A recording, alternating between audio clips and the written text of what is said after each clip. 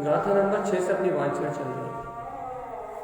गाथा नंबर 6 में आचार्य दानंद स्वामी ने रिही शाहादी, अपन ने कल रहे शादी पढ़ा था, गलत। री शाहादी वीर नाथुंचा, ऋषभ देव से लेके वीरनाथ प्रभु तक भगवान महावीर आदि है जिनका, जहां से प्रारंभ है वो है ऋषभ देव। ऋषभ देव से लेके वीरनाथ प्रभु तक भक्ति पूर्वक नमस्कार। आचार्य तारण देव भक्ति पूर्वक नमस्कार कर रहे हैं। अब भक्ति पूर्वक नमस्कार क्यों हो रहा है, आप ये बताओ। ये भक्ति पूर्वक नमस्कार इसलिए हो रहा है कि जब तक जीव के हृदय में भक्ति नहीं आएगी, जब तक उसका समर्पण नहीं हो सकता, और जब तक जीव समर्पित नहीं होगा स्वभाव के प्रति, जिनेन्द्र भगवान की वाणी के प्रति, जब तक उसका समर्पण नहीं होगा तब तक वो उस अमृत को पी नहीं पाएगा। समर्पण और आत्मसात थोड़ा बता दें। समर्पण देखो भैया, आत्मसात करना ये श्रद्धा की भूमिका है। श्रद्धा आत्मसात में करना मतलब क्या है कि जो बात आपने सुनी उसको श्रद्धा में लिया। आत्मसात कर लिया मतलब आपने उस सत्य को भैया ग्रहण कर लिया। ग्रहण करने का नाम है आत्मसात करना। और देखो भैया इसकी अनंत गहराई है। अब कोई कहेगा अनुभूति को आत्मसात करना, क्योंकि आत्मसात करने का अर्थ है सीधा एक शब्द में ग्रहण करना, मतलब जो कहा जा रहा है उसे ग्रहण कर लेना, आत्मसात कर लेना, अनुभव में ले लेना, उसे पी जाना, ये आत्मसात है। लेकिन भाई समर्पण क्या है? समर्पण क्या है? तो भाई अब उस सत्य के प्रति अर्पित हो जाना, समर्पित हो जाना। अब उस सत्य में कोई द्वंद्व ना बचना, उस सत्य में अब कोई भेद ना रहना। उस जो जीव समर्पण हो जाता है, जैसे एक उदाहरण आता है, जैसे एक 6 माह का बालक अपने माता के प्रति समर्पित रहता है, तो जो बालक माता के प्रति समर्पित रहता है उस बालक को अब कोई चिंता नहीं है कि भोजन कौन कराएगा, गंदगी कौन साफ करेगा, नहलाएगा कौन, उठाएगा कौन, धुलाएगा कौन, उसे कोई चिंता नहीं है। क्यों नहीं है भैया? क्योंकि वो पूर्ण रूपेण मां के प्रति समर्पित है। और जो समर्पित है उसे कोई चिंता नहीं, उसे कोई आकुलता नहीं। व्यवहार का उदाहरण है, लौकिक उदाहरण है, इससे हमें सिद्धि करनी है अंतर की। अपनी यह चर्चा चल रही भैया कि ऋषभ देव से लेके वीरनाथ भगवान तक जितने भी वर्तमान 24 में जो तीर्थंकर हुए हैं, आचार्य भगवान उन्हें भक्ति पूर्वक नमस्कार, भक्ति पूर्वक नमस्कार कर रहे हैं। ये भक्ति क्यों आ रही है? भक्ति क्यों आ रही भैया? हमने एक कारण कल बताया था। ये भक्ति इसलिए आ रही है कि आचार्य भगवंत अपने आप को पूर्ण समर्पित करके कर्तव्यपने के पूरे भाव को अलग कर। देखो इस समर्पण में क्या है? समर्पण में अर्पण है, तो फिर मैं करता नहीं हूं, धरता नहीं हूं, भोगता नहीं हूं, जो कुछ भी है सब तेरा है।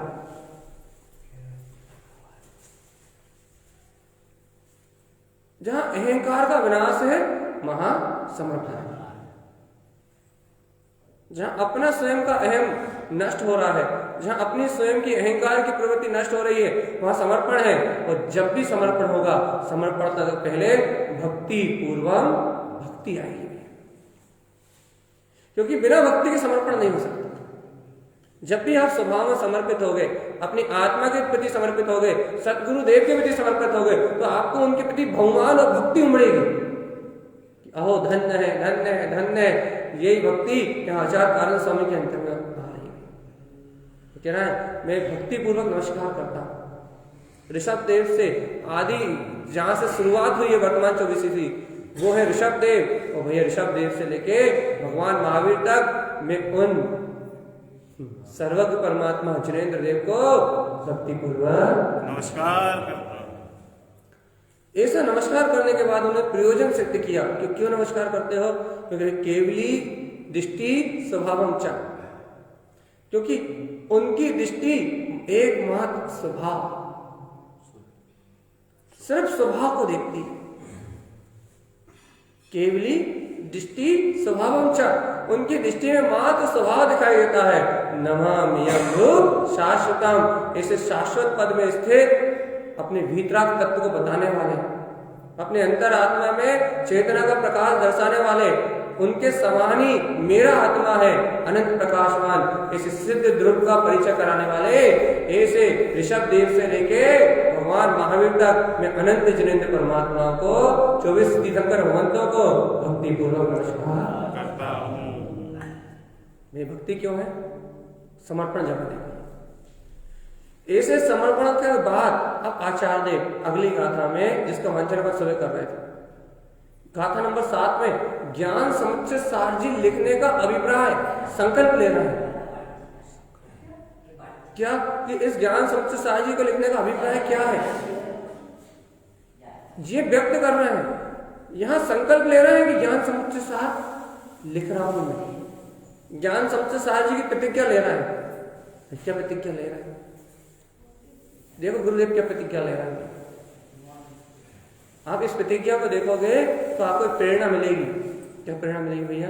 कि ज्ञानी साधक कैसे आगे बढ़ता है, किस संकल्प के साथ आगे बढ़ता है, उसके जीवन में संकल्प क्या है जिसको आधार शिला बना के, भैया अपने को मोक्ष मार्ग में आगे बढ़ना ना भैया, तो मोक्ष मार्ग में आधार शिला क्या है? देखो क्या संकल्प लेके आगे बढ़ते हैं। ताना समझ ज्ञान समुच्चय सार, मैं ज्ञान के संपूर्ण सार को लिखने की चेष्टा कर रहा हूं। ज्ञान का जो सार है, ऐसे सम्यक ज्ञान के प्रकाश को इस ग्रंथ में गूंथ रहा हूं। प्रदीप कैसे गूंथ रहा हो? क्या गूंथ रहा हो? पहले लोक सारम समम ध्रुवम, भैया जिस तीनों लोकों में समम ध्रुवम, अपना वीतराग में जो जीतराग में तत्व है, पहले उस सारभूत तत्व को, 14 ब्रह्मांड में जो सारभूत तत्व है आत्मता, पहले वो समम ध्रुवम, उस त्रिलोक के सार को मैं यहां ज्ञान समुच्चय सार जी में गूंथने का संकल्प ले रहा हूं।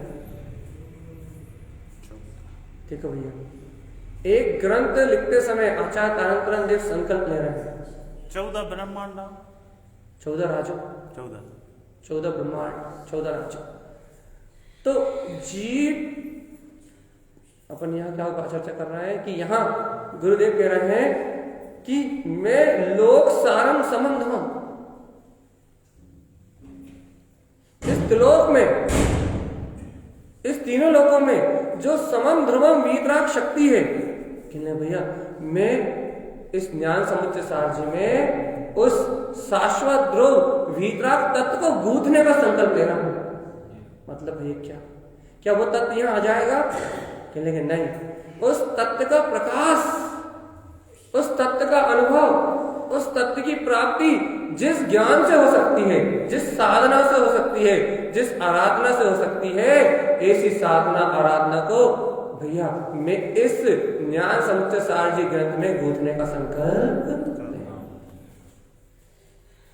मतलब तारण स्वामी इस ग्रंथ में आपको कैसे भोजन करना है ये नहीं सिखाएंगे, आपको घर में कैसे रहना ये नहीं सिखाएंगे, आपको पुण्य करना है, पाप करना, ये नहीं सिखाएंगे। क्या बताएंगे भैया? स्वभाव में कैसे लीन रहने हैं बताओ। बस सीधी बात कहेंगे, इस लोक में जो सार है समम द्रवम, उस वीतराग तत्व का अनुभव कैसे प्रकट करना है, आपको सम्यक ज्ञान कैसे उपलब्ध करना है, सिर्फ यही बात बताएंगे। संकल्प है आचार्य तारण स्वामी का कि मैं ज्ञान समुच्चय सार से तो लिख रहा हूं, सम्यक ज्ञान के प्रकाश को तो कह रहा हूं, जिनेन्द्र भगवान की वाणी को तो कह रहा हूं, लेकिन उस वाणी में, इस ज्ञान समुच्चय सार में तीनों लोगों का सार, जो अपना समम ध्रुवम, जो अपना शाश्वत वीतराग तत्व है, लेकिन उसे उपलब्ध करने का मार्ग कहूंगा भैया। देखो भैया, एक ग्रंथ लिखने के पहले आचार्य भगवान का संकल्प। अब आप बताओ, अपन तो मोक्ष मार्ग की साधना कर रहे हैं, अपन सम्यक दर्शन को प्राप्त करना चाहते हैं, अपन सम्यक ज्ञान को प्राप्त करना चाहते हैं, अपन सम्यक चरित्र को प्राप्त करना चाहते हैं। जब आचार्य भगवान सम्यक दर्शन ज्ञान चरित्र को लिखते समय इतना गाढ़ा संकल्प ले रहे हैं, भैया भव जीवों को वो अनुभूति हो जाए, भव जीव उस समम ध्रुवम वीतराग तत्व का अनुभव कर सके, भव जीव उस आत्म स्वभाव में रमणता कर सके, भव जीवों पे करुणा भाव करके जब वो ये ज्ञान समुच्चय सार की रचना कर रहे हैं, तब उनका इतना गाढ़ा संकल्प है, कितना गाढ़ा संकल्प है कि मैं तीनों लोगों का साथ समम ध्रुवम, जो वीतराग ध्रुव शाश्वत पद है, उसको ही यहां कहूंगा, उसके अलावा कोई दूसरी बात था। अब बताओ, जब तारण स्वामी का इतना प्रगाढ़, इतना प्रचंड, इतना बलवान संकल्प है, भैया अपने सम्यक दर्शन को चाहते नहीं चाहते, आत्म अनुभव को चाहते नहीं चाहते, तत्व की रुचि है इस भाव में, अपने अंतर में भवों का विनाश करने वाले वीतराग तत्व का अनुभव करना चाहते हो भैया। जब एक ग्रंथकार आचार्य तारण देव ग्रंथ की रचना के पहले इतना प्रगाढ़ संकल्प लेते हैं कि मैं उस समम ध्रुवम के अलावा कोई दूसरी बात, उस सार तत्व के अलावा और कुछ नहीं कहूंगा, जब वो इतना गाढ़ा संकल्प लेते हैं, तो भैया एक बार बताओ, अपने को शुद्धात्म तत्व का अनुभव करने के लिए कितना गाढ़ा संकल्प लेना पड़ेगा। गाढ़ा धरे सो पावे, ढीलो न पावे, ठान पावे। अपने को कितना गाढ़ा संकल्प लेना पड़ेगा कि कोई सी भी परिस्थिति आ जाए, कोई सी भी स्थिति घट जाए, कोई से भी कसाय का उदय आ जाए, कोई सा भी परिणमन घट जाए, कोई सा भी संयोग मिल जाए, कोई सा भी निमित्त मिल जाए, लेकिन भैया जब एक ग्रंथकार ग्रंथ की रचना करने के पहले इतना गाढ़ा संकल्प ले रहा है, भैया वो तो वीतरागी थे, अनुभवी थे, लेकिन अपन अपनी बात कर रहे हैं, अपने को प्रेरणा लेनी है यहाँ से, इसलिए इस गाथा की ऐसी वाचना कर रहे हैं, अपने प्रेरणा लेनी है कि जब एक ग्रंथकार ग्रंथ की रचना करते समय इतना प्रगाढ़ संकल्प ले रहा है, क्यों? क्योंकि उसकी दृष्टि में उस वीतराग तत्व के अलावा और कुछ भी नहीं है। उसके अपने लक्ष्य में भी, जिस पल अपने अंदर में भी, जिस पल अपने हृदय में भी एकमात्र मैं ज्ञायक तत्व हूं, मैं अपना वीतराग तत्व का अपने अंतर में भैया जो अनंत चतुष्टय में आत्मा है, मैं उस शुद्धात्मा का ही अनुभव करना चाहता हूं। जिस दिन इतना गाढ़ा संकल्प अपना हो जाएगा, गाढ़ा संकल्प, इतना गाढ़ा संकल्प, उस दिन अनुभव होता है। एक के अलावा दूसरे की कोई चर्चा नहीं, एक के अलावा कोई दूसरी रुचि नहीं, एक के अलावा कोई दूसरा भाव नहीं, एक लक्ष्य, हम तो एक लक्ष्य लेके आए हैं कि चाहे कितने ही कर्मों के उपसर्ग आ जाए, ये बात हम सब कही, हम तो एक लक्ष्य लेके आए हैं, चाहे कितने भी कर्मों को उपसर्ग आ जाए, चाहे कितना भी कुछ भी हो जाए, चाहे संयोग में कोई काटे मारे शीले, बाहर का परिणमन कैसा भी चले, लेकिन हमारे अंतर में हमारा लक्ष्य तो यही होना चाहिए। आचार्य भगवान का लक्ष्य है कि मैं समम ध्रुवम तीनों लोगों में रमणीय पदार्थ को कहना चाहता हूँ, अपना लक्ष्य हो भैया। हम भी तीनों लोगों में जो श्रेष्ठ है, सारभूत है, हम भी उस समम ध्रुवम आत्मा की अनुभूति करना चाहते हैं। जब लक्ष्य इतना प्रगाढ़ होता है भैया, मंजिल सामने दिखाई देती है, और जब मंजिल सामने दिखाई देती है तो फिर कोई भ्रमित नहीं कर पाता। देखो भैया, देखो जब अपने का लक्ष्य यदि सिद्ध पद को प्राप्त करने का ना हो, तो अपने को मोह ममत राह देश, शुभ भाव अशुभ भाव, समाज संप्रदाय, हर व्यक्ति हर निमित्त भ्रमित करेगा। क्यों भ्रमित करेगा भैया? वो भ्रमित है, से भ्रमित कर दो।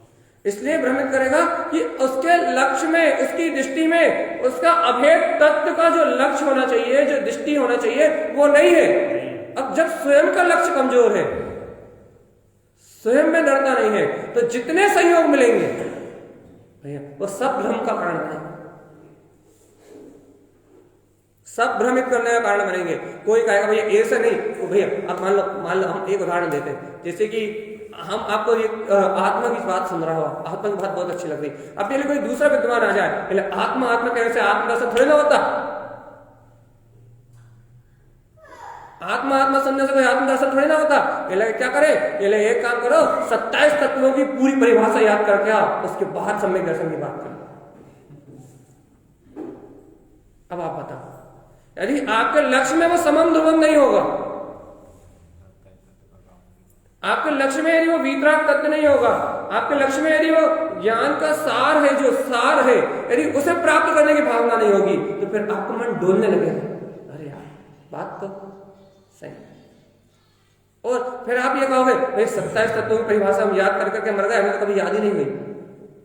एक तो वो याद हो नहीं रही, ऊपर से थोड़ी बहुत जो श्रद्धा थी, थोड़ा बहुत जो लक्ष्य था, थोड़ा बहुत जो भैया अपने अंतर का श्रद्धान जागा था, कहने लगा उसको भी आवृत कर दिया। धुलमुल नीति हो गई, है ना घर के रहे ना घाट के, ना आप यहाँ के रहे ना घाट के। अभी यदि कोई दूसरा विद्वान आ जाए तो कहते भैया ऐसे थोड़ी ना समय दर्शन होता, एक काम करो घर छोड़ो जंगल में रहो, फिर होता समय दर्शन। कोई ग्रस्तों को कोई सम्यक दर्शन होता है क्या? ग्रस्तों को कोई आत्मा में श्रद्धान होता है क्या? ग्रस्त कोई मोक्ष मार्ग में आरोहण करते हैं क्या? ग्रस्तों के लिए तो पुण्य की क्रिया करना है। अब भी कोई आपसे कह दे, अब भी कोई यहाँ के कह दे, तो भैया यदि आपके लक्ष्य में प्रगाढ़ता नहीं है, यदि आपके लक्ष्य में समम ध्रुवम नहीं है, आपके लक्ष्य में वीतरागता नहीं है, आपके लक्ष्य में जिनेन्द्र भगवान की आज्ञा नहीं है, आपके लक्ष्य में यथार्थ में जो सर्वक परमात्मा की वाणी में आया है, यदि वो तत्व नहीं है, तो भैया अब भी हाली आप जो भी निमित्त मिलेगा, जो भी सहयोग मिलेगा, वो आपको भ्रमित करने का कारण बनेगा, आपके चित्त को भ्रमित करेगा, आपके उपयोग को भ्रमित करेगा। तो भैया आप उसमें भ्रमित हुए बिना नहीं रहोगे। क्यों? क्योंकि गलती उसकी नहीं है, निमित्त तो ठसाठस बने हैं, सुयोग भी है और भैया दुर्योग भी है, सारे निमित्त बने हुए हैं। लेकिन भगवान आत्मा निमित्तों का ना ढेर लगा है, लेकिन आपकी स्वयं की अपनी निष्ठा क्या कह रही है, आपका स्वयं का अपना भाव क्या कह रहा है, आपकी स्वयं की अपनी रुचि क्या कह रही है, आप तो ये बताओ। बोलो गुरु महाराज की जय, मातेश्वरी की। अपना स्वयं का लक्ष्य क्या कह रहा है, समम ध्रुवम, हाँ या नहीं, है ना? अब तो भैया जीवन भर भोग करके भी देख लिए, भैया दुकान चला के भी देख ली, जितनी कसाय कर सकते थे कहना जीवन भर कसाय करके भी देख ली, मान करके भी देख लिया, और कहना संपदा जोड़ के भी देख ली, जितना कर सकते थे कहना सब कुछ करके देख लिया। कहना क्या रह गया? कहना जीवन में सिर्फ एक ही कमी रह गई, एक ही लक्ष्य रह गया, एक ही अनुभव रह गया, वो रह गया निज चेतन में अपने भगवान आत्मा का। कहना एक ही काम रह गया, एक ही कार्य रह गया, आत्मदर्शन का एक ही काम रह गया, शुद्धात्म स्वभाव की अनुभूति का कहना एक ही कार्य रह गया, मुक्ति की प्राप्ति का। एक काम करो भैया, जब बच्चे थे तो पढ़ाई का लक्ष्य बनाया था, जब भैया युवा हुए तो घर पर परिवार को लक्ष्य जो चलाने का लक्ष्य बनाया था, भैया थोड़ी सी पूर्ण अवस्था आई, थोड़ी सी और उम्र बढ़ी तो कहना भैया पुत्र परिवार सबकी जिम्मेदारी उठाने का लक्ष्य बना लिया था। आज करते करते पूरा जीवन निकल गया। अब क्या चाहते हैं? तो राम नाम सत्य की तैयारी है कि ना भैया, जो जीवन भर तूने लक्ष्य बनाए वो तो दुर्गतियों में ले जाने वाले, जो जीवन भर तूने लक्ष्य बनाए वो तो दुर्गतियों में पतन का कारण है। कि भैया कल्याण कैसे होगा? कि एक लक्ष्य है, क्या है? लोक सारम समम ध्रुवम। क्या है? लोक सारम समम ध्रुवम। इस लोक में सार है, समम ध्रुवम अपना वीतराग अनंत चतुष्टय में आत्मा, ये सार है इस लोक में। यदि तू अंतर आत्मा से, अंतर हृदय से समर्पण भाव के साथ यदि इस चेतन में तत्व का लक्ष्य बनाएगा, ऐसा गाढ़ा संकल्प लेगा कि चाहे कुछ भी हो मुझे तो अपने लक्ष्य को ही प्राप्त करना है, तो भगवान जी यह मोक्ष, यह ज्ञान समुच्चय सार जी जब लिखाएगा तब आचार्य भगवान ये संकल्प लेंगे कि मुझे उस वीतराग तत्व को कहना है, तो भैया उस वीतराग तत्व को कहेंगे तो अपने आप सम्यक ज्ञान लिखा जाएगा। क्यों? क्योंकि वो वीतराग तत्व सम्यक ज्ञान के अलावा कहीं मिलता ही नहीं है। वो वीतराग तत्व सम्यक ज्ञान के अलावा कहीं मिलता ही नहीं है, तो सम्यक ज्ञान के अलावा कहीं प्रकट ही नहीं होता। तो भैया उस वीतराग तत्व को कहने का संकल्प लेंगे तो सम्यक ज्ञान का उदय तो अपने आप ही हो गई होगा। ऐसे भगवान आत्मा यदि अपन आत्म अनुभव करने का लक्ष्य बनाएंगे, त्रिकाली भगवान आत्मा को प्राप्त करने का लक्ष्य बनाएंगे, त्रिकाली भगवान आत्मा की ओर दृष्टि रखेंगे, तो कहना वो आत्म अनुभव के बिना मिलता ही नहीं है। ये लक्ष्य बनाओगे तो अनुभव हुए बिना नहीं रहेगा, क्योंकि वो उसके बिना मिलते ही नहीं। लक्ष्य बने तो प्राप्ति हो जाएगी 100%। आगम कहता है, जिन्हें भगवान कहते हैं, आचार्य भगवान कहते हैं, अरे आचार्य ने तो समय अवधि बांधी कि 6 महीने भी यदि तू सदगुरु के चरणों का सेवक हो जा, भाव विशुद्धि से आत्म तत्व की आराधना कर, यदि सम्यक ना मिले तो मैं तुझे यहां से दे रहा हूं। कोई बड़ी चीज नहीं है, सम्यक कोई बड़ी बात नहीं है, सच्चा श्रद्धान कोई बड़ी बात नहीं है, बस पुरुषार्थी जीव हो, लक्ष्य उसका प्रगाढ़ हो, आत्मनिष्ठा उसकी दृढ़ हो और एक लक्ष्य बनाए कि संसार की समस्त भ्रांतियों से मुझे जब तक कोई संबंध नहीं, जब तक मैं आत्मा अनुभव नहीं कर लिया। भैया संयोग में कर्म दशा चलेगी, भाव दशा चलेगी, संयोग में ऊंची नीची अवस्थाएं बनेगी, कर्म जैसे माने वैसे उदय में आएंगे, लेकिन जीव की दृष्टि वहां नहीं जाए, वो ज्ञाता बन के देखे, समम वीतराग तत्व में होके देखे। भगवान जी आचार्य भगवंत ने कहा है, वीतराग भगवान ने कहा है, भैया समता भाव में आत्मा है, साक्षी भाव में आत्मा है। कहां लगा है चेतन उलझन, कहां भटकन को बढ़ा रहा है। अनंत काल की भटकन हुई तो इसलिए कि तूने इस वीतराग भाव में अपने चेतन तत्व को स्वीकार नहीं किया। आज क्यों अपने भवों की भटकन को बढ़ा रहा है, आज क्यों संसार की भटकन को बढ़ा रहा है? चेतन आत्मबोध जगह लोक सारम, लोक सारम बहुत बड़ी बात है। इस लोक में अपन ताजमहल देखने की इच्छा करते हैं, कुतुब मीनार देखने की इच्छा करते हैं, समुद्र देखने की इच्छा करते हैं, नदी देखने की इच्छा करते हैं, पहाड़ देखने की इच्छा करते हैं, लेकिन ये सब सार है, सार नहीं। इस लोक में अपन हीरा मोती पुखराज पन्ना इन रत्नों को देखने की कोशिश करते हैं, स्वर्ग देखना चाहते हैं, भैया क्या बोलते हैं, भोग भूमि देखना चाहते हैं, सर्वांग सिद्धि देखना चाहते हैं, अरे सिद्धिशिला देखना चाहते हैं। इस सिद्धिशिला भी इस लोक में सार नहीं है,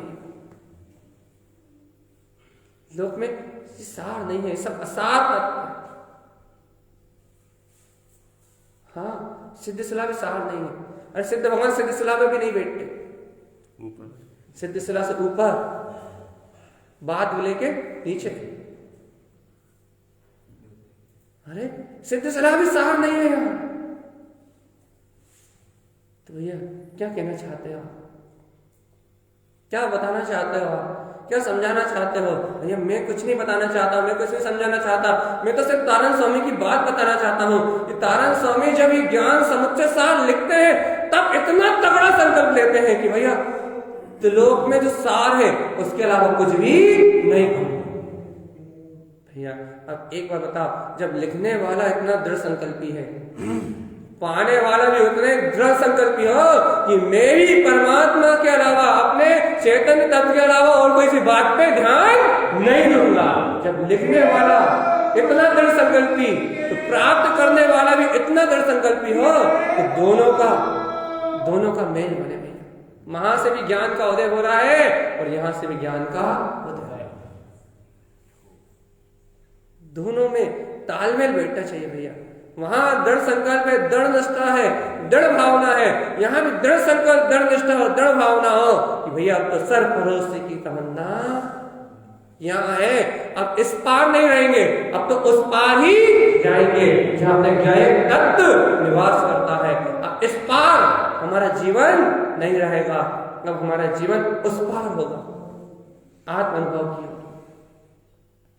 अब हमारा जीवन उस पार होगा, अपने चैतन्य में परमात्मा तत्व के अनुभव की ओर। अब भैया इस पार नहीं ठहरना, अब तो उस पार जाना है। जब मन वचन काय सब सुन रहे हैं और आत्मा का तीन्द्रिय आनंद बरत रहा है, त्रिलोक सारम समम धमम।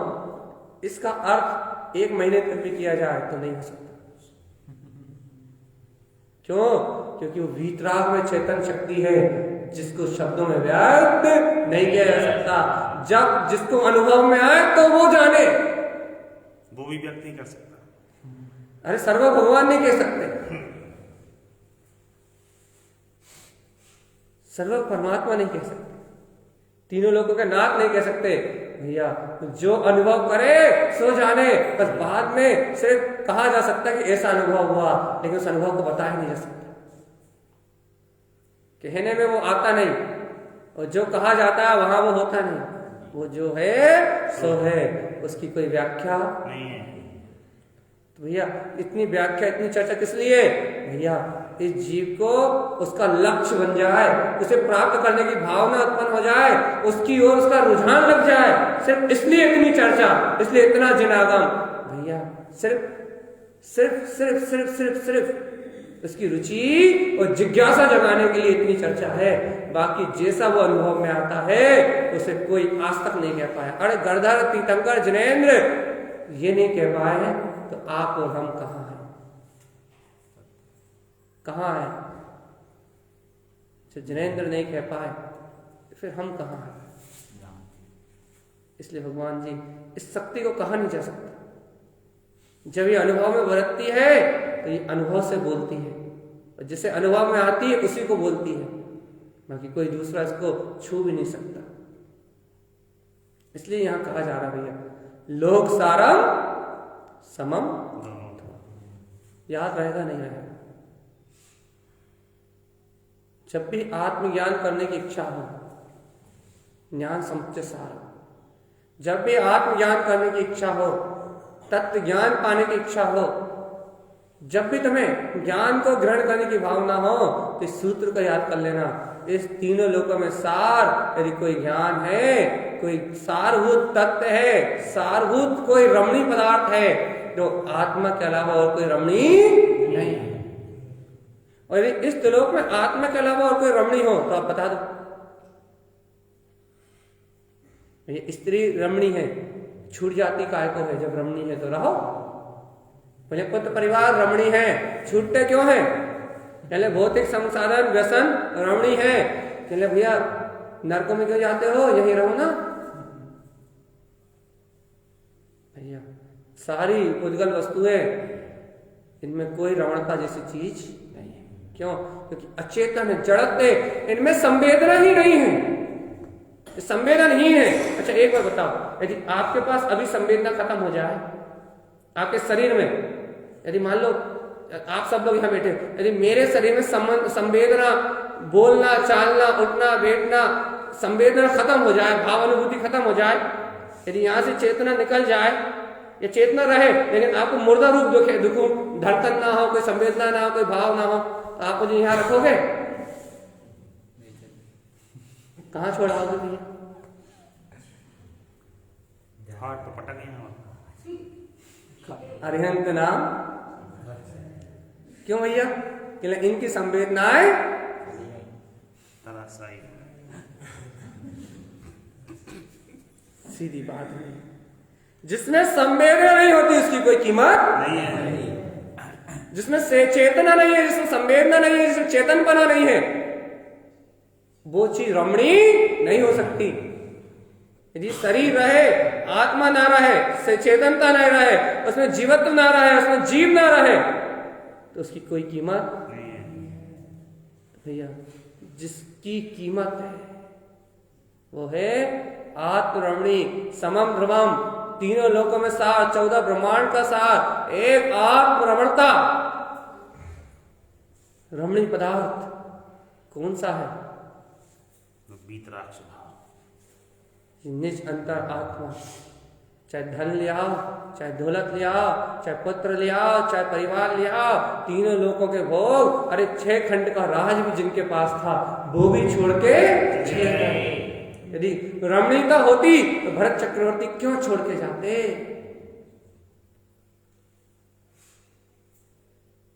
तीर्थंकर लोगों के कुल में क्या कमी थी? फावड़ों से नहीं, आज की क्रेनों से नहीं, आज की क्रेनों में इतनी क्षमता नहीं है। अरे तुम हेलीकॉप्टर से और वायुयान से भी उनकी संपदा उठाओगे तो हजारों साल तक ढोगे तो खत्म नहीं होगी। इतने बड़े बड़े सम्राट, यदि इन वैभवों में सुख होता तो भगवान जी वो परमात्मा क्यों होते? विचार तो करके देखो। जब ऐसा विचार करोगे तब सूक्ष्म होके अंतर आत्मा में सूक्ष्मता को ग्रहण करके, अंतर आत्मा में गंभीर होके, अंतर आत्मा की ओर रुचि लगा के जब ऐसा विचार करोगे तो अंतर वाला जाग के बोलेगा, मैं तो तुझे कब से समझा रहा था कि सुख तेरे अंदर है, लेकिन तू मेरी बात सुन नहीं रहा था। सर्व भगवान तो कब से कह रहे थे, तारण स्वामी तो कब से कह रहे थे, लोक सारम समम ध्रुवम, तो कब से कह रहे थे भैया इस लोक में सार अपना वीतराग तत्व परमात्मा ही है। तो इतने दिन से सुन क्यों नहीं रहा था? जब आज तुझे रुचि लगी, जब आज तूने विचार किया, तब ये बात तेरे जहन में बैठी। इतने दिनों से तो सुन ही नहीं रहा था, तो विचार ही नहीं कर रहा था, तो चिंतन करने ही तैयार नहीं था, इसलिए ये बात तेरे चित्त में नहीं चढ़ रही थी। जब ये जीव स्वयं विचार करता है, जब ये बात इसके चित्त में चढ़ती है, और नहीं तो कोई कितना भी सुना ले, एक कान से सुनता है दूसरे कान से निकालता है। जब ये बात स्वयं के चित्त में चढ़ती है तब अनुभव का विषय होती है। लोक सारम समम ध्रुवम, ये सूत्र नहीं भूलना भैया करो। सांस लेना भूल जाना कोई दिक्कत नहीं, लेकिन लोक सारम समम ध्रुवम भूल गए, एक बार की सांस रुकेगी एक भाव मरोगे। लेकिन भैया अरे लोक सारम समम ध्रुवम भूल गए तो एक सांस में 18 बार जन्मोगे, 18 बार मरोगे। क्या कहा हमने? 18 बार जन्मोगे, 18 बार मरोगे। एक बार सांस लेना भूल गए और यदि निपट भी गए तो एक बार ही मरोगे, कोई दिक्कत नहीं, एक बार मरने में कोई आकुलता नहीं है। लोक सारम समम ध्रुवम भूल गए तो उस एक सांस में 18 बार जन्मोगे और 18 बार मरोगे, अनंत काल तक मरोगे। भैया एक बार मरना बहुत कोई बड़ा सौदा नहीं है। एक भाव मर के, एक बार मर के यदि इस वीतराग तत्व को याद करने का, अनुभव करने का मौका मिल जाए तो इसका अनुभव कर लेना, इसकी अनुभूति कर लेना, इसको स्मरण कर लेना, इसका चिंतन मनन कर लेना, और भैया मर भी जाओ तो कोई चिंता, बहुत सस्ता सौदा है। अनंत काल भ्रमण करते करते ये बात कभी मेरे चित्त में नहीं घटी, ये बात मेरे अनुभव में नहीं आई। भैया यदि आज ये बात अनुभव में आ जाए, यदि आज ये सत्य अनुभव में आ जाए तो यही बैठे बैठे कल्याण हो जाए। यदि ये बात आज चित्त चढ़ रही है, चिंतन का विषय बनेगी, चिंतन का विषय बनेगी तो अवश्य ही ये जीव का उत्थान होगा। जीव का पतन कब होता है? जब ये मोह राग अज्ञान में फंस के अपनी चिंताओं में, आकुलता व्याकुलता में खुद ही अपने ही अंतर बनाई हुई मिथ्या मान्यताओं का पोषण करते हुए जब अंतर ही अंतर घुटता है तो अनंत कर्मों का आश्रय करता है, अनंत कर्मों का बंद करता है, वर्तमान में टेंशन की गोली खाता है, बीपी करता है, शुगर करता है, और यहां भी दुखी और अगले भाव में भी दुखी। क्या है जीवन?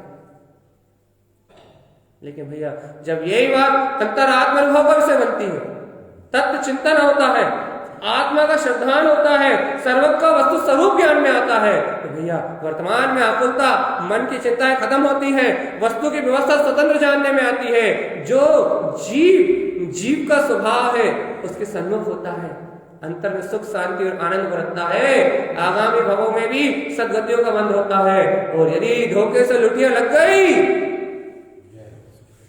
एक क्षण के लिए उस अंतरात्मा से मिलन हो गया, एक समय के लिए यदि वो चेतना जाग गई तो इस भाव भ्रमण का अंत होता है। संसार बंधन टूटते हैं, मेरे जीव आत्मा से परमात्मा हो जाता है। बोलिए निज स्वरूप शुद्धात्मा देव की जय हो। भैया त्रिलोकीनाथ हो जाता है। तो जब ये वो त्रिलोकीनाथ हो जाता है तब परमात्मा, तब ज्ञान का समुच्चय सार प्रकट होता है। अभी तो मैं ज्ञान समुच्चय सार जी के संकल्प की बात कर रहा हूं भगवान जी, अभी तक ज्ञान समुच्चय सार प्रारंभ भी नहीं हुआ। विचार करो, जब संकल्प इतना गहरा है, इतना दृढ़ है, तो फिर ज्ञान समुच्चय सार में क्या होगा? ज्ञान समुच्चय सार जी की महिमा क्या होगी? जिसके संकल्प में इतनी दम है,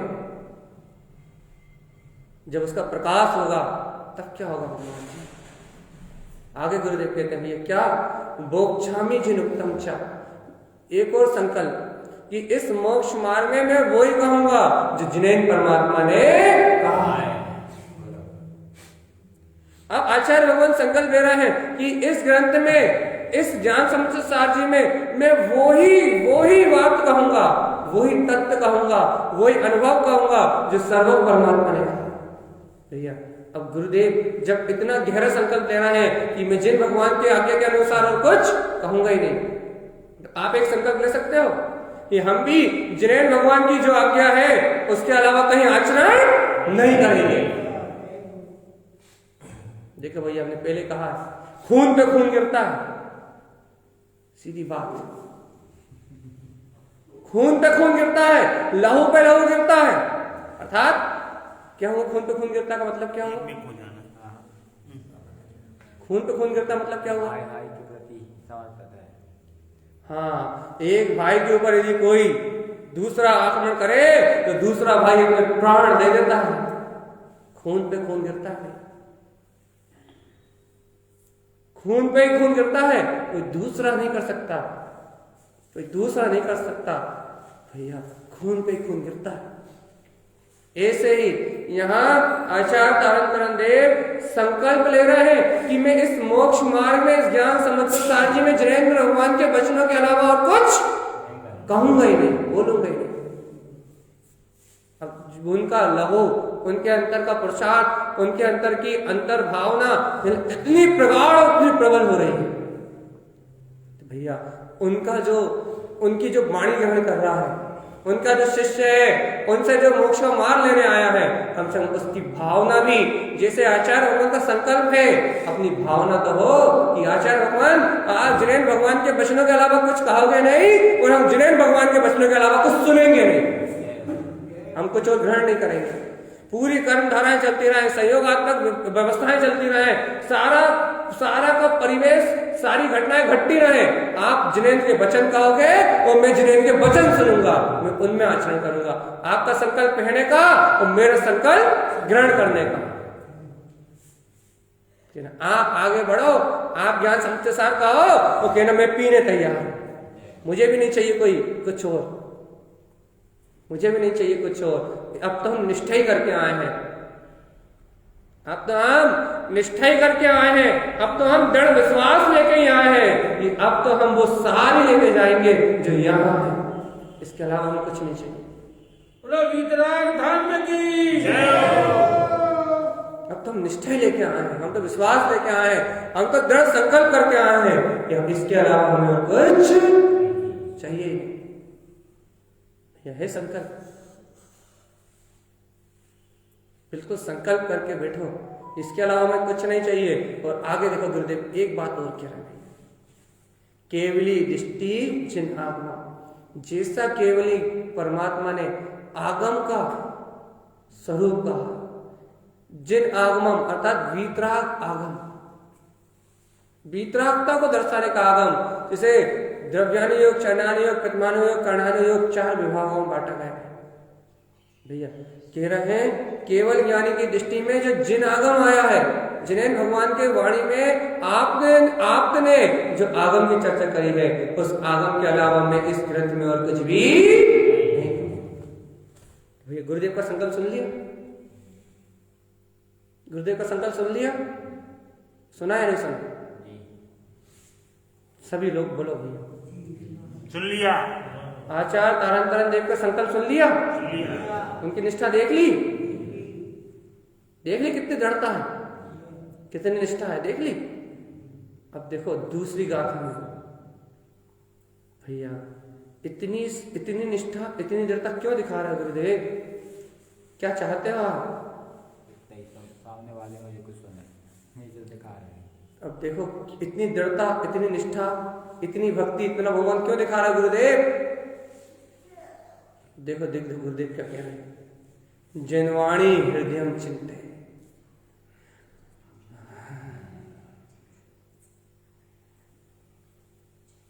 देखो सुनो सुनो, तारन देव की वाणी सुनो। गुरुदेव इतनी प्रगाढ़ निष्ठा, इतनी प्रगाढ़ दृढ़ता, इतना गहरा मार्ग, इतना कठोर संकल्प, इतनी दृढ़ता क्यों दिखा रहे हो आप? कहने लगे भैया जिनवाणी हृदयम चिंते। क्यों दिखा रहे गुरुदेव? कि जिनवाणी हृदयम चिंते संपूर्ण ज्ञान संयुक्तम। क्यों? किंचित मात कहंते भव्य लोक प्रबोधनम। इतनी निष्ठा क्यों? कि उस जिनेन्द्र भगवानी की वाणी का हृदय में चिंतन हो रहा है।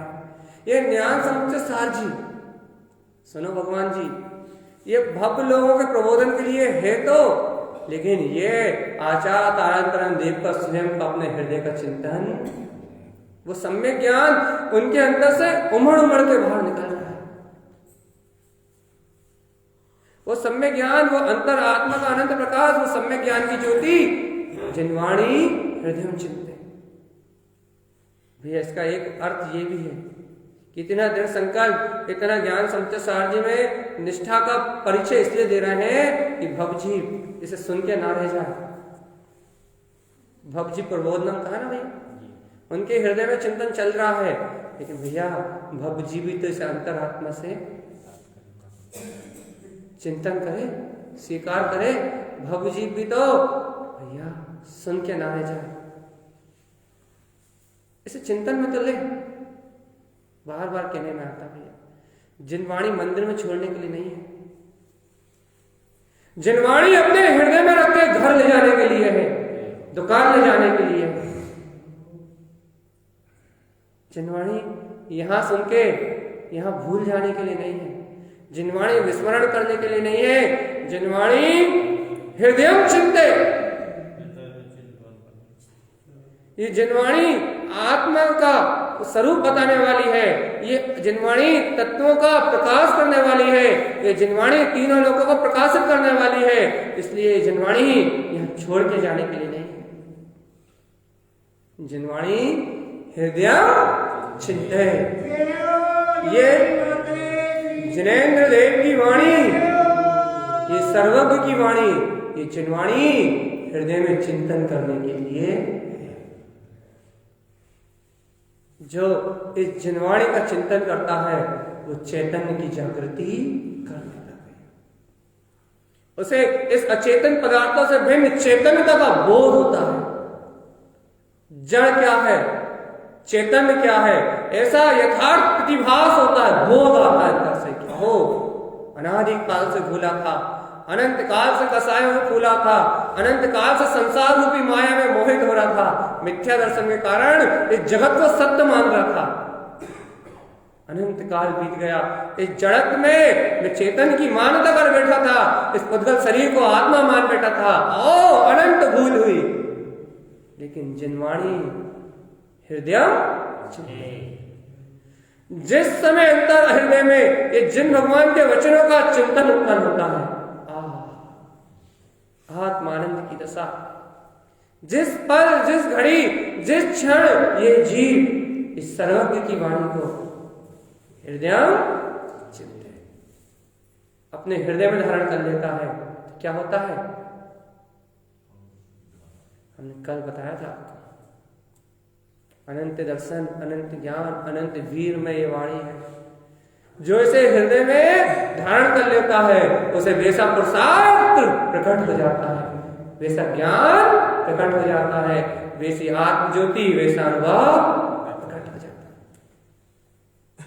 जिनवाणी हृदय चिंते, आचार्य तारण स्वामी कह रहा है, मैं ज्ञान समुच्चय सार जी लिखने का संकल्प कर रहा हूं। कैसे कर रहे हो? पहले वो जिनवाणी अब हृदय में चिंतन रूप चल रही है। क्यों, कैसे चल रही है? कहने लगे संपूर्ण ज्ञान संयुक्तम।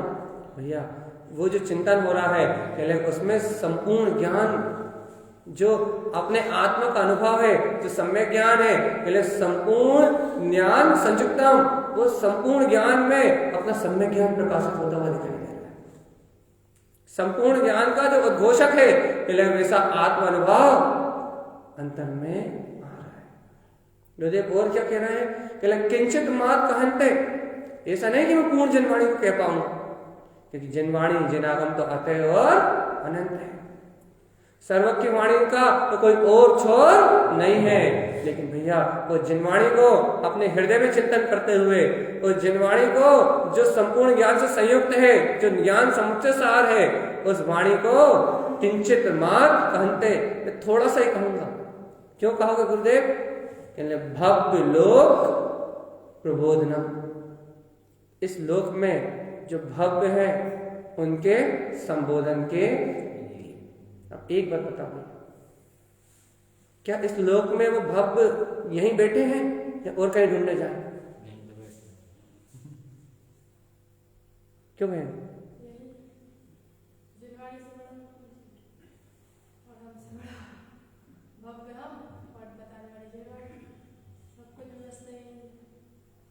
सही बता, भव्य ढूंढने कहाँ जाए?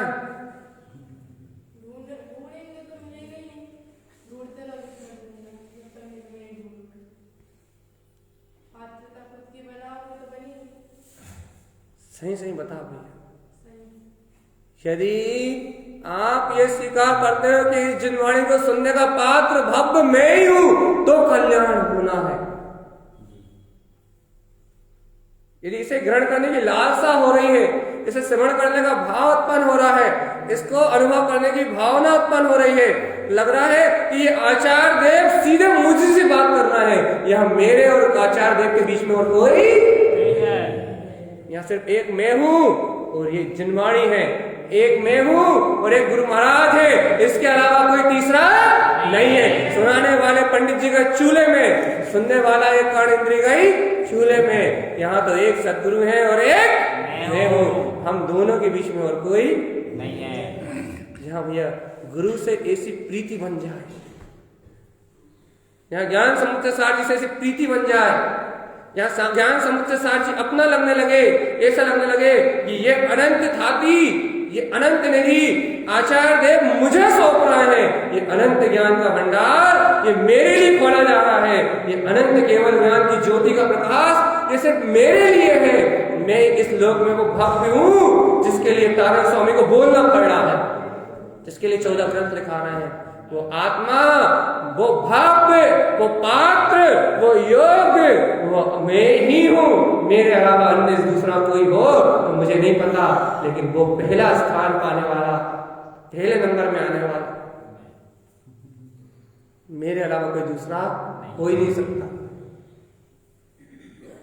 हर जीव के अंतर में विश्वास रखते तो ये वाणी सीधे अनुभव का कारण बनती है, सीधे सहानुभूति को प्रकट करती है, सम्यक ज्ञान का रास्ता प्रकट करती है। और यदि भैया भव्य पड़ोसी है, जब तक ये देखोगे तब तक अपनी पात्रता बनने वाली है।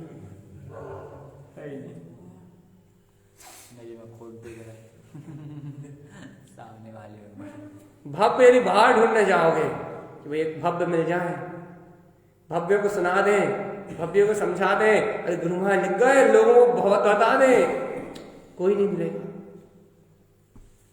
कोई नहीं मिलेगा। जिसकी होनार होगी, जिसकी काल लब्धि पकेगी, उसके पास वाणी स्वयं पहुंच जाए,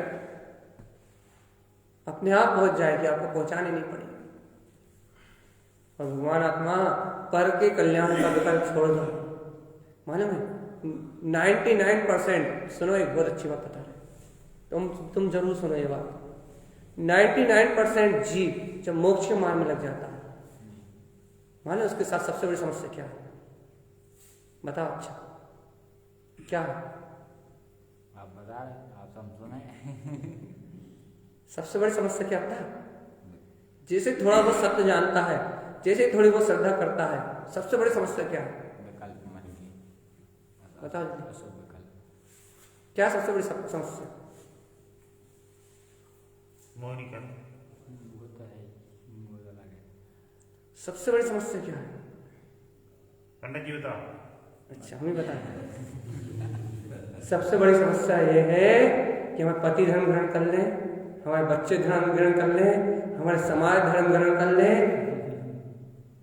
पूरी दुनिया को भव्य बनाने में लग जाता है, लेकिन स्वयं की भव्यता को बिला जाती।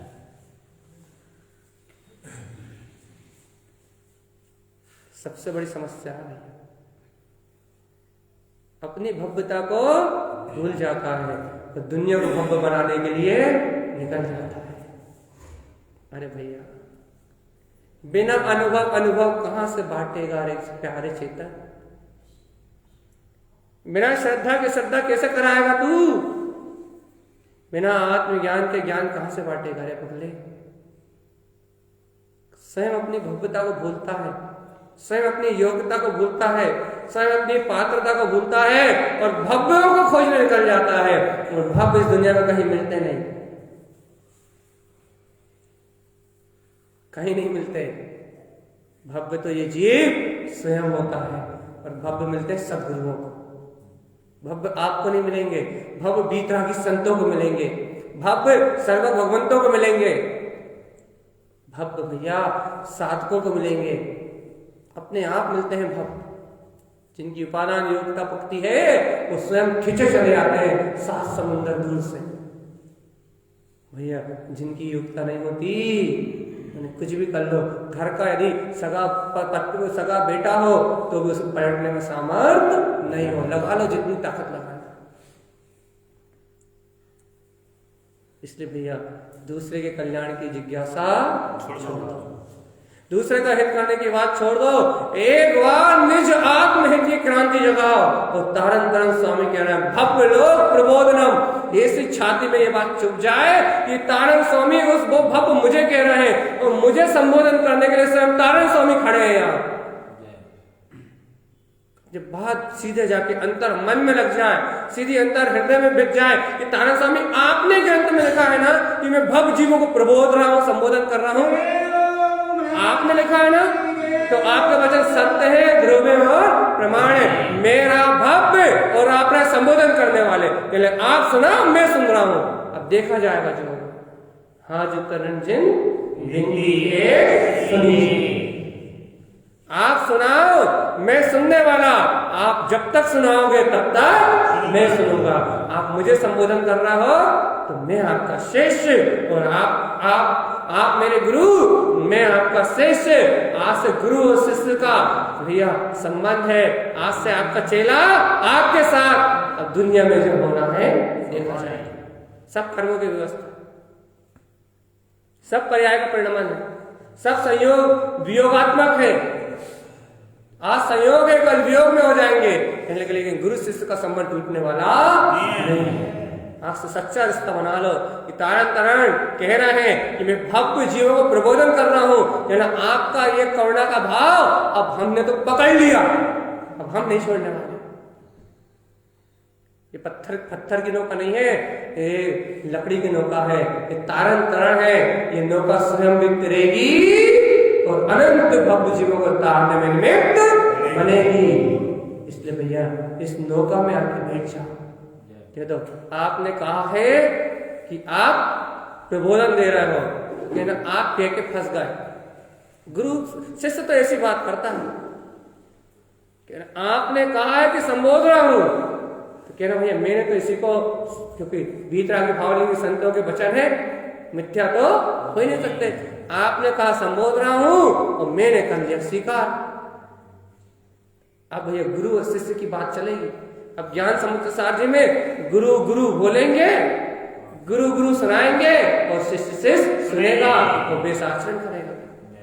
गुरु शिष्य का संबंध जहां जुड़ जाता है या महा कानों से सुनाई नहीं देता, माँ गुरु की आत्मा बोलती है, गुरु का अंतर ज्ञान बोलता है और भैया शिष्य का अंतर हृदय से श्रवण करता है, अनुभव से, अंतर से अनुभव से सिद्ध होती है। भैया गुरु से एक बार ज्ञान लेके तो देखो, बहुत अद्भुत अमृत मिलता है। अरे लाखों प्रवचन एक तरफ, हजारों लाखों ने करोड़ों प्रवचन एक तरफ, और गुरु की वाणी का एक शब्द एक तरफ। इतनी ताकत होती है, इतनी ताकत होती है। करोड़ों प्रवचन करता है एक तरफ, तो वीतरागी भावलिंगी महामुनियों के मुख की एक गाथा, एक श्लोक एक तरफ, उसकी जो अनुभूति होती है उसे शब्दों में व्यक्त नहीं किया जा सकता। हम आपको कब तक समझाएं कि आत्मा कैसा होता है, कभी नहीं समझ सकते। और एक बार श्रद्धा से अंतर में झुक जाओ, अनुभव में आ जाए, तो वो चकचकायमान जो चेतना अनुभूति में प्रकट होती है, उसे कभी कहा नहीं जा सकता। ये तो गुरु और शिष्य के बीच की बात होती है। इसे जानने वाला स्वयं शिष्य होता है और बताने वाले गुरु होते हैं, तीसरे का प्रवेश नहीं है। तो सही बता, ज्ञान समुच्चय सब प्रारंभ हो रहा है यहां से। यहां गुरुदेव का संकल्प पूरा होता है। इस गाथा पे ज्ञान समुच्चय सार लिखने का संकल्प पूर्ण होता है। अब ज्ञान समुच्चय सार चलेगा भैया। सिद्धार्थ देव आदिनाथ से लेके महावीर तक सबको भक्ति पूर्वक नमस्कार करने के बाद ज्ञान समुच्चय सार लिखने का संकल्प गाथा नंबर 8 में पूरा हुआ।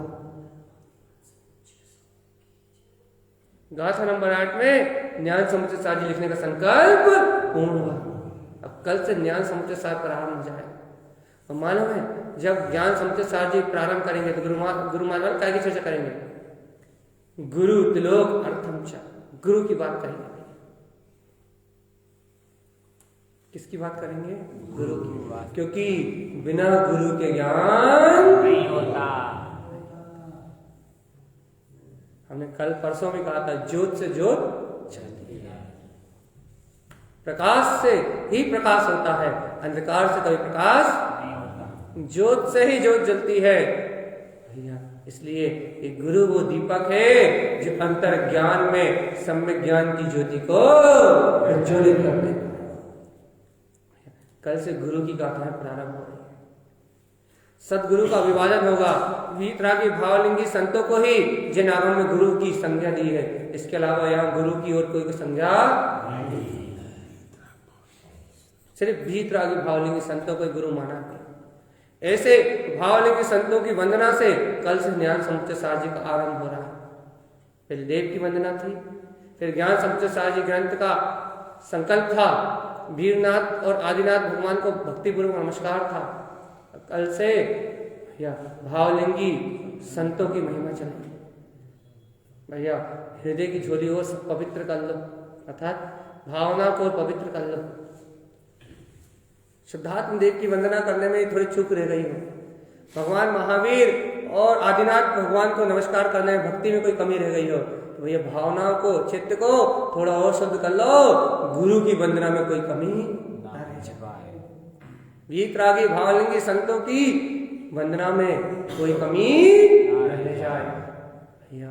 अंतर हृदय से ऐसी भावना उछले, ऐसी भावना उछले कि उन भावलिंगी संतों को नमस्कार करते करते, उन भावलिंगी संतों का अंतर हृदय में दर्शन करते करते उनके गुणों का एक अंश, वीतरागता का एक अंश, अरे एक समय की अनुभूति, वो निर्विकल्प दशा मुझे मिल जाए, जिसका वो हर 48 मिनट में अनंत बार रसास्वादन करते हैं।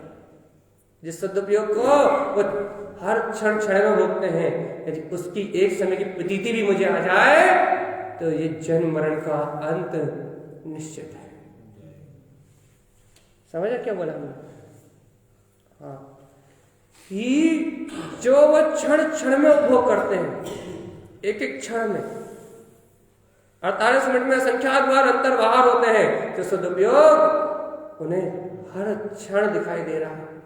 यदि वो अपने को एक समय के लिए भी दिख गया तो इस जन्म मरण का अंत निश्चित है।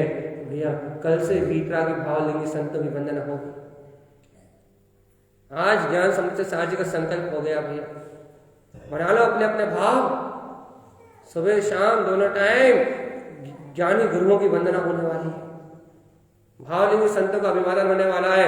जंगल में ढूंढने जाओगे तो नहीं मिलेंगे, लेकिन ज्ञान समुच्चय सार जी के पास आओगे तो यही मिलेंगे, अपने गुणों के साथ सुशोभित होते हुए मिलेंगे। यदि भैया वास्तविकता में भावलिंगी संतों की वंदना का भाव हो, भावलिंगी संतों की भक्ति का भाव हो, तो यह ज्ञान समुच्चय सार जी में जो गुरुदेव कहने वाले हैं भैया, इसे अंतरात्मा से ग्रहण करने की भावना और अंतरात्मा से नमस्कार करने की भावना हो तो हम समस्त जीवों का कल्याण हो। इन्हीं मंगल भावनाओं के साथ बोलिए वीतरागी भावलिंगी संत आचार्य प्रवर सद्गुरुवर तारण तरण मिलाय जय महाराज की जय हो। श्री ज्ञान समुच्चय सार के ग्रंथारी राज की जय हो। वर्तमान सतनायक महावीर भगवान की जय हो। हमारी मातेश्वरी की जय हो। श्री संतान देव की जय नमस्तु जी। हाँ एक सेकंड जब महावीर स्वामी को मतलब जिस सभा नुआ ही तो जी अलग अलग का है पूरा भैया ये काल में महावीर की बात को मतों में बांट दिया। जब गुरु महाराज ने भी महावीर को मतलब ध्याव आदिनाथ तो सब हम ध्याव भैया जितने भी भावलिंगी संत होंगे, जितने भी ज्ञानी गुरु होंगे, अच्छा एक बताओ, आचार्य तारण स्वामी के संत के कुटुंब में हिंदू नहीं थे क्या? थे। मुसलमान नहीं थे क्या? सिख नहीं थे क्या? परिवार नहीं थे क्या? श्वेतांबर नहीं थे क्या? आपको पूरी नामावली, उनके गोत्र, उनके कुल, उनके पंथ, उनकी सत्ता सहित हमने सुबह कहा था जब तारण स्वामी का जन्म हुआ, अवधि ज्ञानी वीतरागी भावलिंगी संतों का जन्म कल्कि के काल में ही होता है।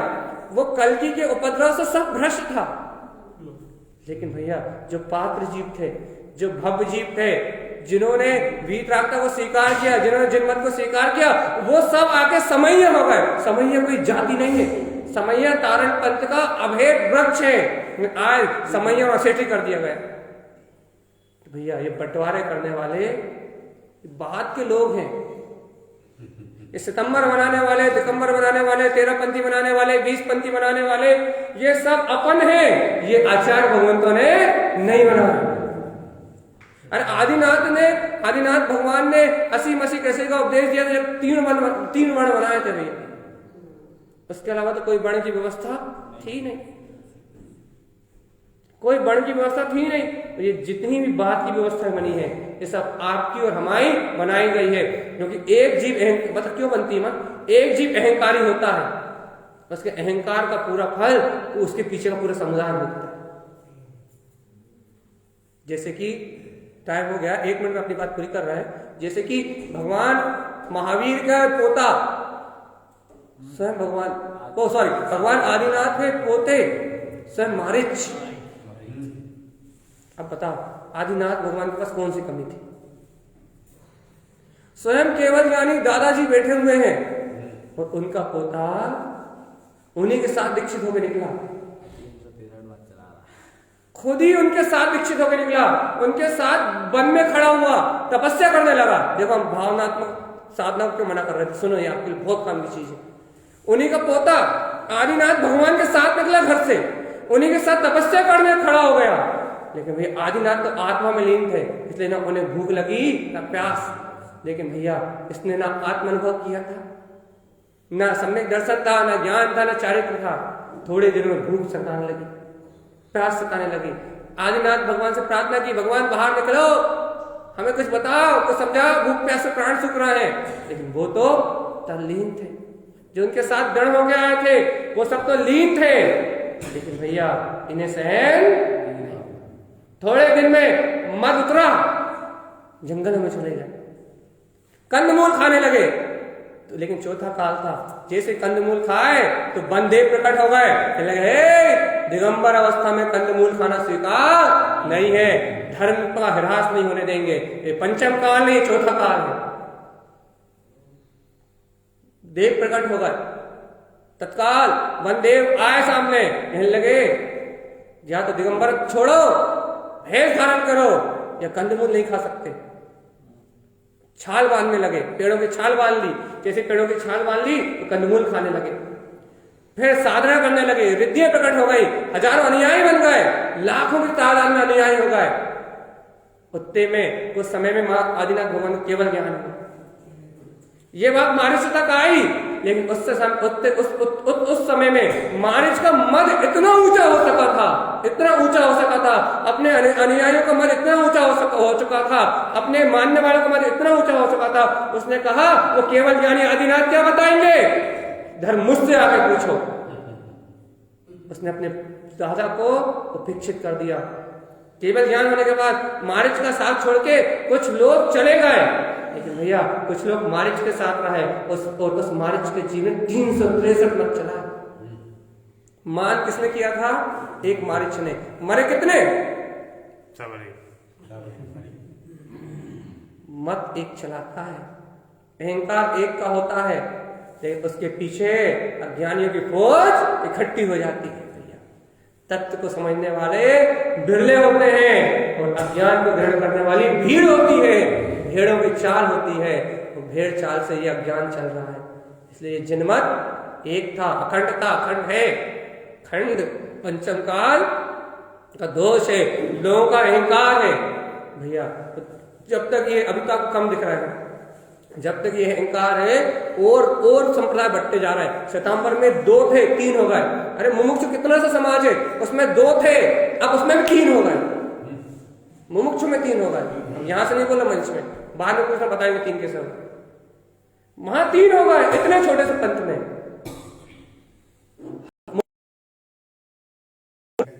बस अभी तारण पंथ में इतनी व्यवस्था है कि इसमें दूसरी परंपरा नहीं आई। अब जब तक बचे हैं तब तक बचे हैं। जय नमोस्तु। जय नमोस्तु।